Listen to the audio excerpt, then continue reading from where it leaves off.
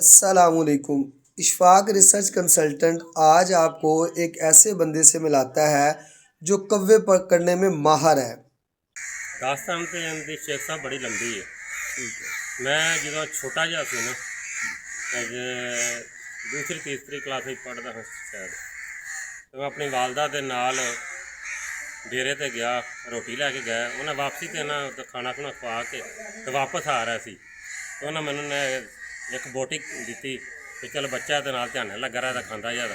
मैं वो बोटी फड़ के मूँह पाने लगा, कौवा आया, उन्हें मेरे को खिंच के दो पे जाता। मैं उनसे वेंदा ही रह गया भी ये किया ने की मेरे नाल।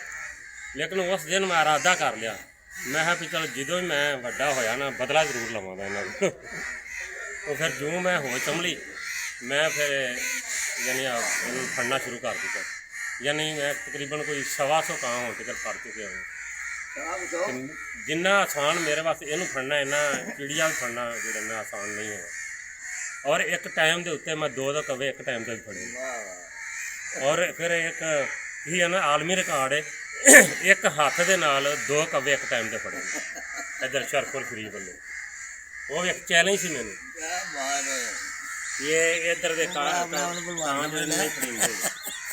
तो मैं भी एक भी बदलिया तो 2 फड़ेगा।